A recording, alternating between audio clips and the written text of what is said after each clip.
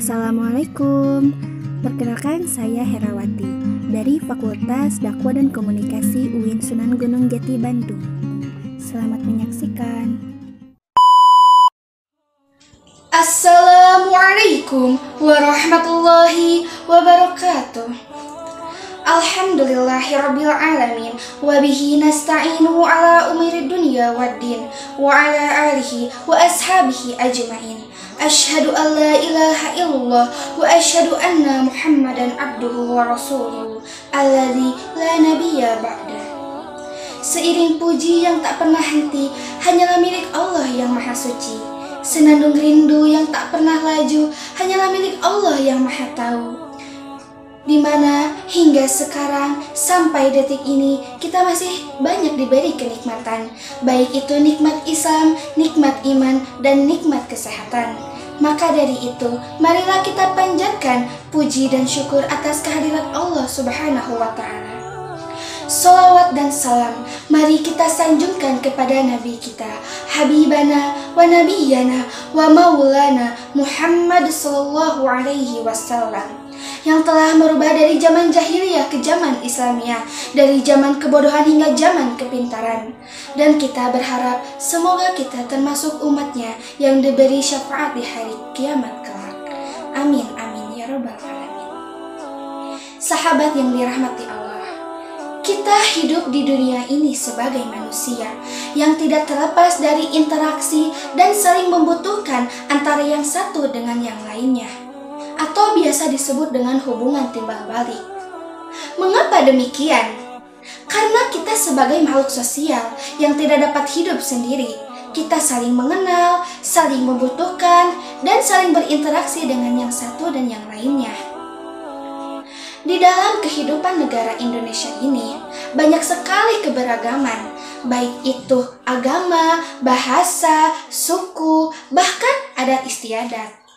Sahabat, kita tahu di negara Indonesia ini banyak sekali keberagaman agama, yaitu agama Islam, agama Kristen, agama Hindu, agama Buddha, agama Katolik, dan agama Konghucu.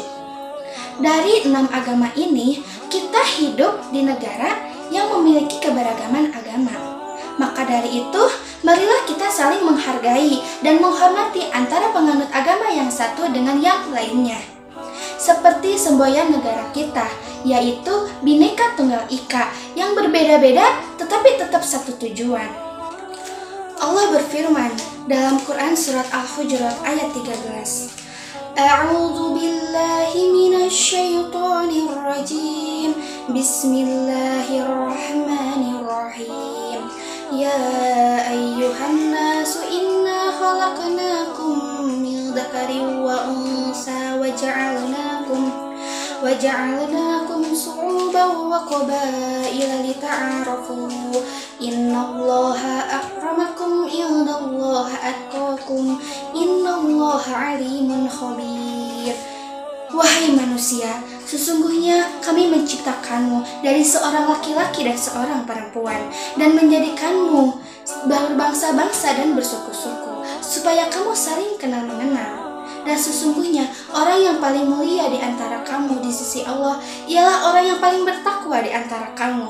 Sungguh Allah Maha mengetahui dan Maha mengenal. Shadaqallah.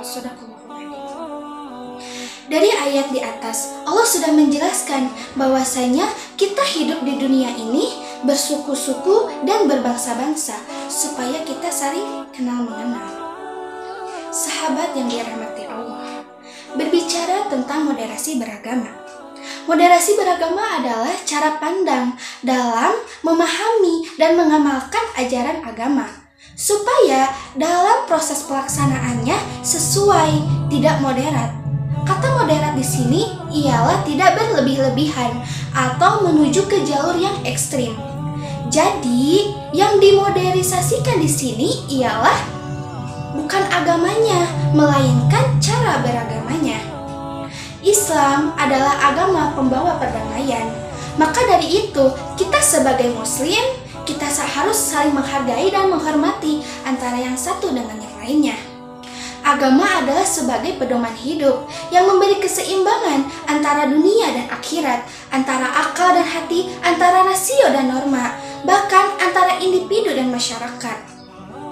Jadi semua itu akan seimbang di dalam urusan beragama. Agama juga menjawab persoalan-persoalan baik secara mikro, makro, individu, masyarakat, dan negara. Sahabat, jangan ada kata dusta di antara kita. Jika ada yang tidak berkenan, maka marilah kita bertabayun. Maka dari itu, marilah kita menjadikan diri menjadi lebih baik, membangun solidaritas antara umat beragama. Namun, di sini kita sebagai umat muslim, kita harus saling menghargai, menghormati, berlaku adil, membawa perdamaian. Tetapi ingat, kita harus berpegang teguh dengan yang namanya akidah. Akidah jangan samakan dengan yang lain. Akidah tetaplah akidah. Begitu juga dengan agama yang lain. Jadi, marilah kita menjauhi hal-hal yang merusak perdamaian agama. Rasulullah SAW bersabda, barang siapa yang menyampaikan sebuah kebaikan, maka pahala yang sama baginya terhadap orang yang melakukan perbuatan tersebut. Jadi kesimpulannya sahabat, kita hidup atau berada di negara yang memiliki keberagaman agama. Maka dari itu, kita harus saling menghargai dan menghormati antara yang satu dengan yang lainnya, supaya terciptanya sebuah kerukunan antara umat beragama. Mungkin cukup sekian yang bisa saya sampaikan. Mohon maaf bila ada kesalahan. Billahi fisabilil haq. Wassalamualaikum warahmatullahi wabarakatuh. Terima kasih atas perhatiannya. Sampai jumpa.